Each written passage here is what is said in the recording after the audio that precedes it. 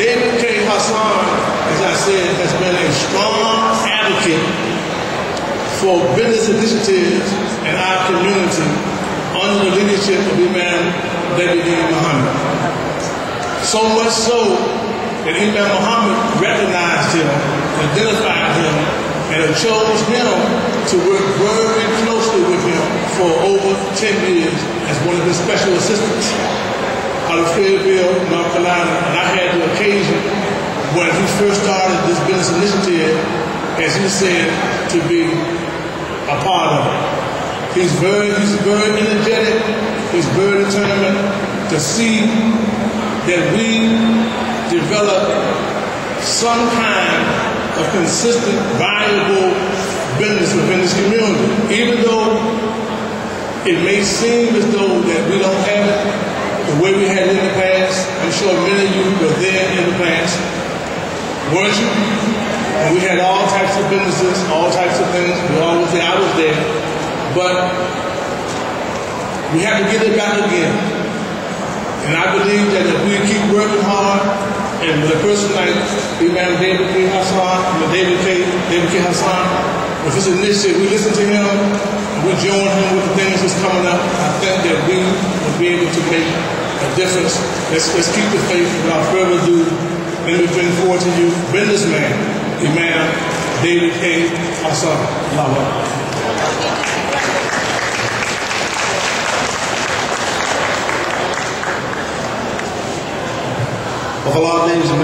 With Allah's name, the merciful benefactor, the merciful Deen.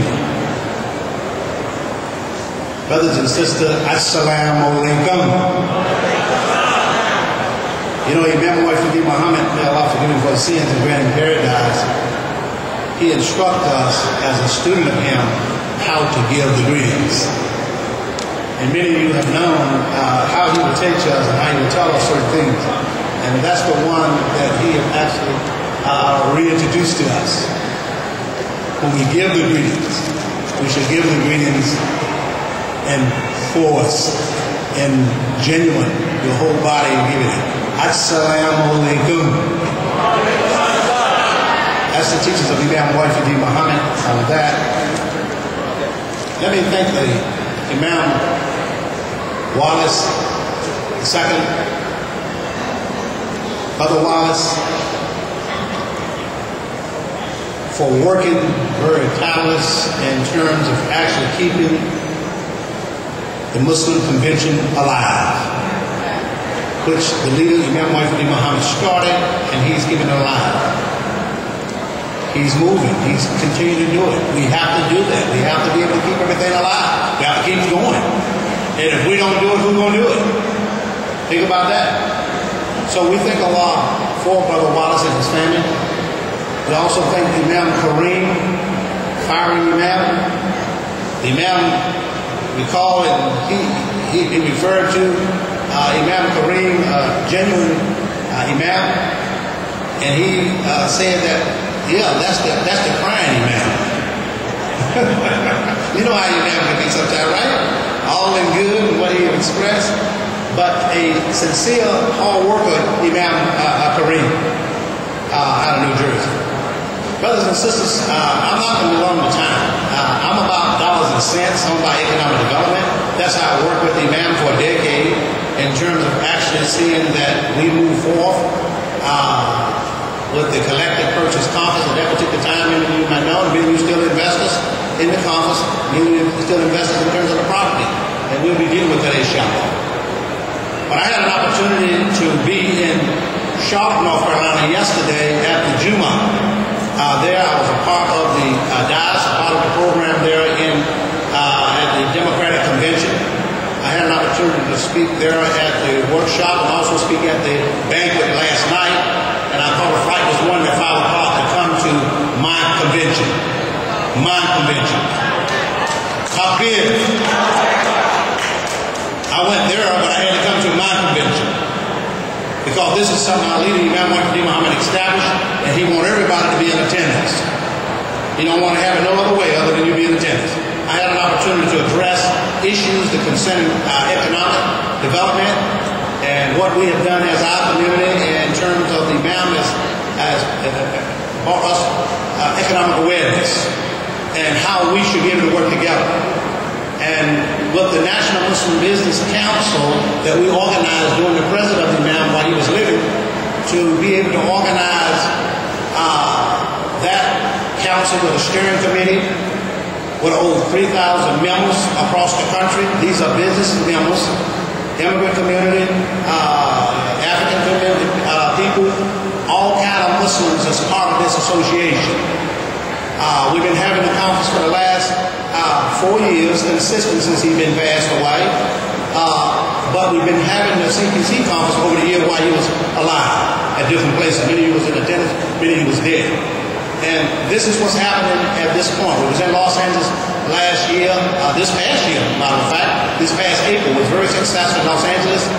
This year, we will be in, the conference will take place in Fayetteville, Fort Bragg, North Carolina. Fayetteville, Fort Bragg, North Carolina. And many of you have remembered Fayetteville, Fort Bragg, North Carolina, where it all began. This is a 10-year anniversary where the CPC began. Many of you was there. Let me see the hands up there. Was there 10 years ago? 10 years ago, there in Fayetteville, North Carolina, when the CPC conference first kicked off, we had 4,000 people at the public address. It was awesome. It was excellent. And we're having the anniversary again, and we're coming back now to Fayetteville, North Carolina, Fort Bragg, where Omar Ibn Said, you know, I was the former imam of Omar Ibn Said, Masjid Omar Ibn Said. I led the community and built the masjid from the ground up there back in 1984. I named it Imam Mohammed. I brought attention to him in the history of Omar Ibn Said, with Dr. Hakim Mohammed went and got the history. We introduced it to the Imam. The Imam said, name the masjid Omar Ibn Said. And that's how Omar Ibn Said came, Masjid Omar Ibn Said in Fayetteville, North Carolina. Was the first masjid. That was the first masjid that built from the ground up under the leadership of Imam Mohammed. Not only was the first masjid built in North Carolina, it was the first masjid built in North Carolina. Period. Several masjids have come up, but it was several first masjid built in North Carolina, but it was also built in the leadership of Imam Mohammed. And we had an opportunity to get a marker as well from the governor of the state right there in front of the property where the second masjid was built there on Mercosur Road.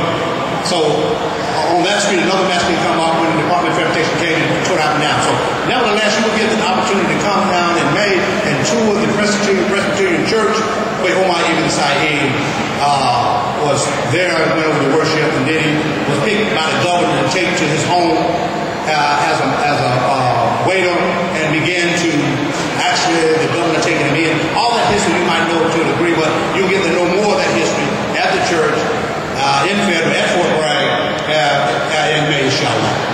But let me say this here. Let's get down to, as the Imam said, the nuts and the bolts.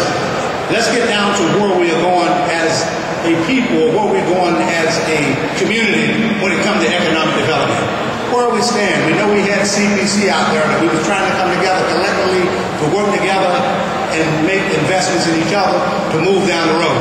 That still exists, brothers and sisters.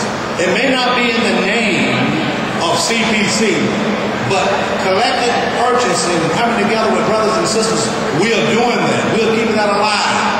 This is why we're having a business conference every year, that we are having brothers and sisters come together. We have 2,000 or 3,000 people come to that business conference, and we begin to give workshops and information and the vision and the legacy of Imam Mohammed when it comes to economics. That's still much alive. We're still doing that. We have many brothers.